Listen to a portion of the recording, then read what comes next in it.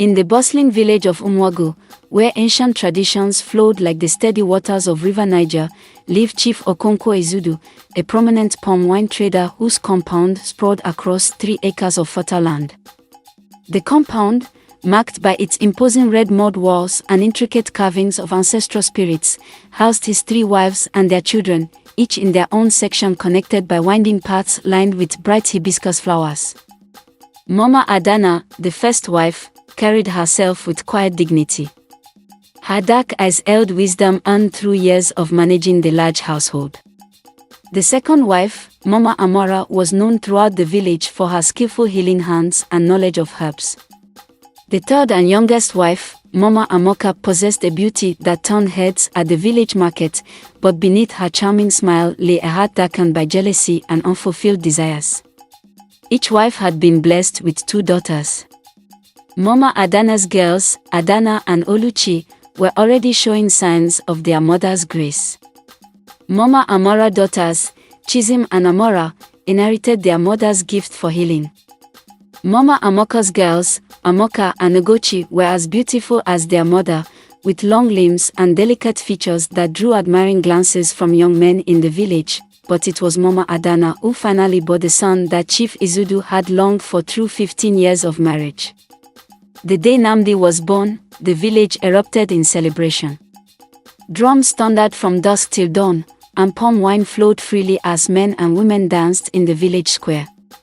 Chief Ezeudu sacrificed 3 fat rams to his ancestors, and the air was thick with the aroma of spiced meat and jollof rice.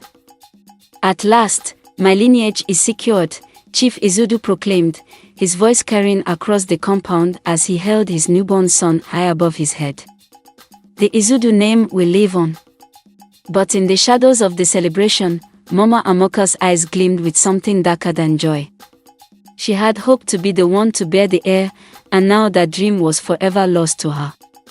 That night, while the compound slept off the festivities, she slipped away to visit Mama Koku, the feared priestess who lived in the forbidden forest beyond the village boundaries.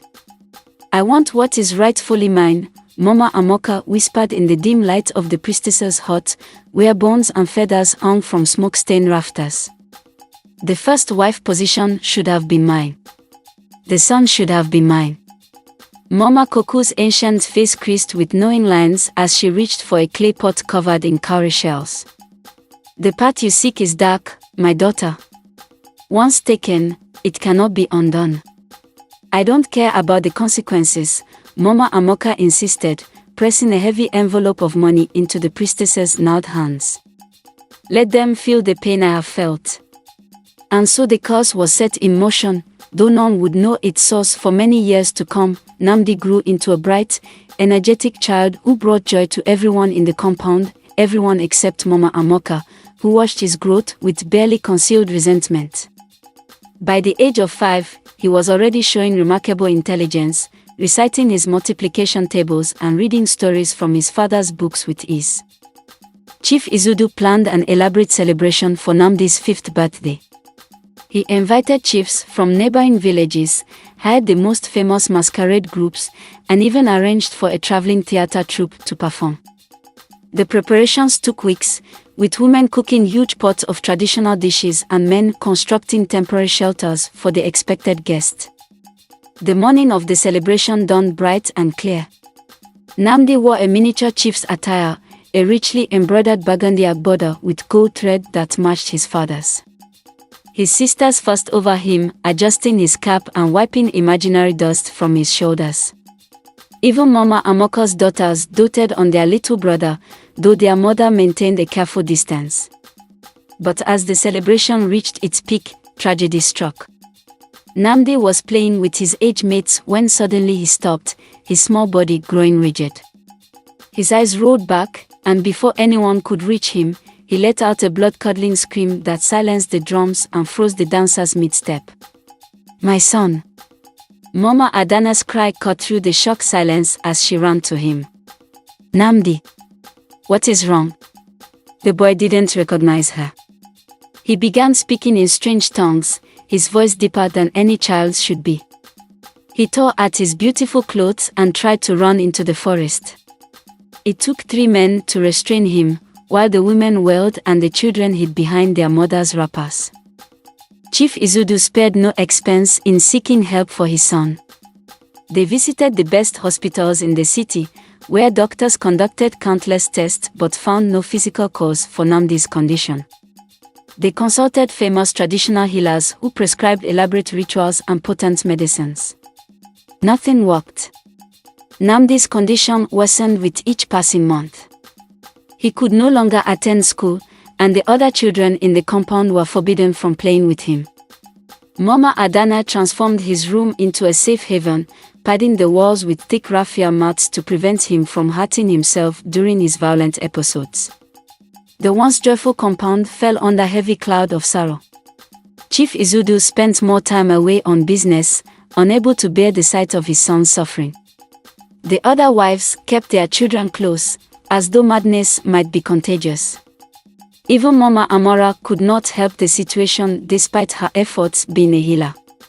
Only Adana, Nnamdi's eldest sister, refused to abandon hope. Adana had always been special, blessed with their father's determination and their mother's compassionate heart. When she married Obinna, a young doctor from Lagos, the family celebrated quietly, mindful of Nnamdi's condition. The ceremony was nothing like the elaborate wedding they had once planned for the first daughter of the first wife, but Adana didn't mind. Her thoughts were with her little brother, who watched the proceedings through his bedroom window, occasionally calling out to imaginary friends. Life in Lagos was good to Adana and Obinna. They were blessed with twins, a boy and a girl, within their first year of marriage. When the babies were 6 months old, Adana decided it was time to visit home. The compound had changed in her absence. The hibiscus flowers her father loved had withered from neglect, and the once bustling courtyard was empty save for a few chickens scratching in the dust. But the most dramatic change was in Nnamdi. The moment he heard the twins' laughter, something shifted in his eyes. The vacant stare that had become so familiar gave way to a spark of recognition.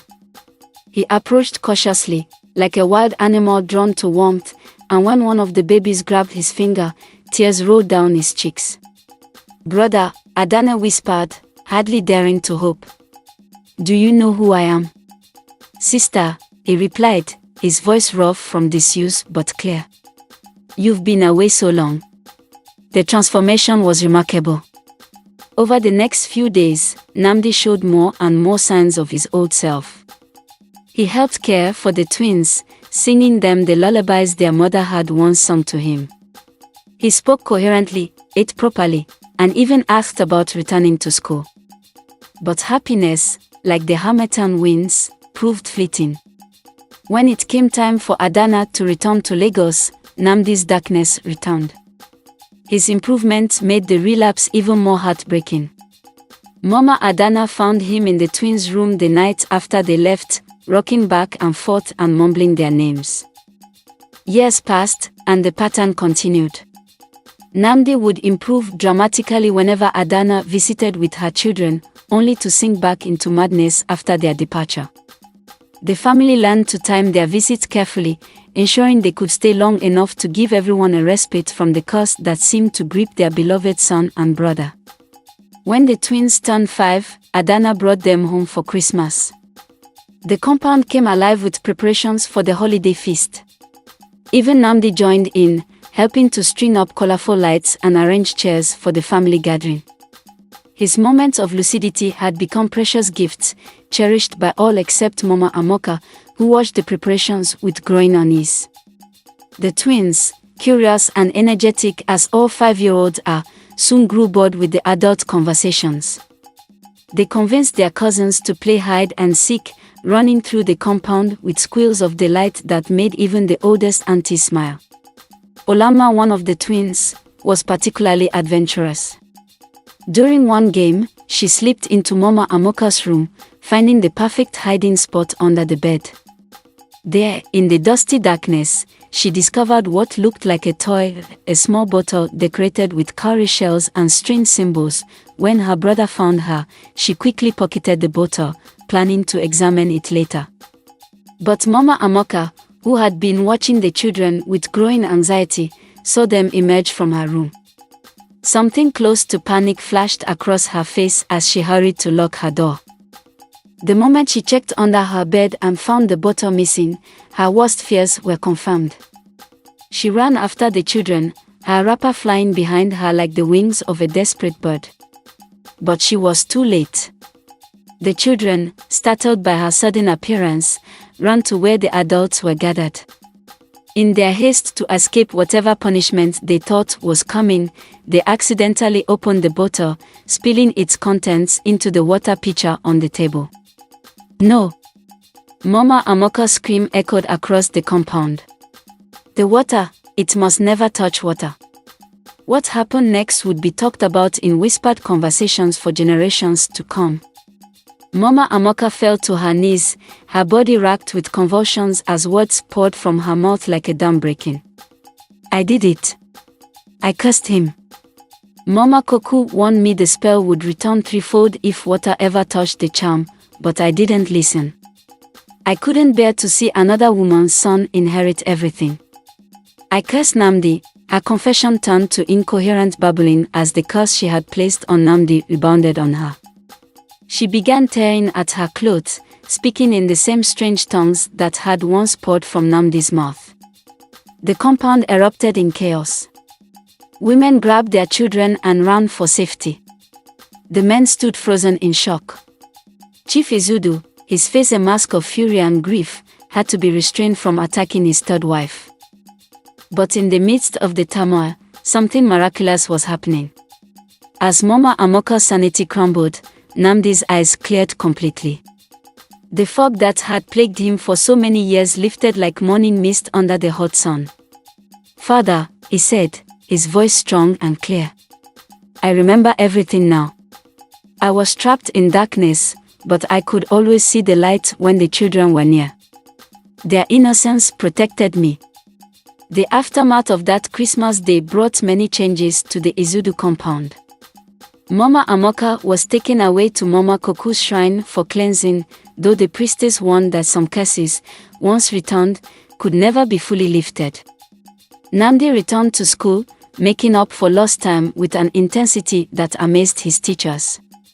The bond between him and his sister Adana grew stronger, and he became a favorite uncle to her twins, who never fully understood the role they had played in breaking the curse. Chief Ezeudu, humbled by the experience, became a changed man. He spoke out against the jealousies and rivalries that often plagued polygamous households, using his own family's story as a cautionary tale. The compound walls were torn down and rebuilt, this time without separate sections for each wife. The hibiscus flowers bloomed again, their bright petals a testament to new beginnings. As for Mama Adana, she maintained her quiet dignity throughout it all. When asked how she had endured those dark years, she would simply say, "Love is patient. Love endures. And love, in the end, breaks every curse." The story of the Ezeudu family became legend in Umuagu, passed down through generations as a reminder that the strongest magic isn't found in charms or curses, but in the innocent laughter of children and the unwavering love of family. Years later, when Nnamdi had children of his own, he would gather them in the courtyard where he had once played, now lush with blooming hibiscus, and tell them the story of how their cousins had saved him from darkness. The end. Hope you enjoyed the story. Please like, share and subscribe.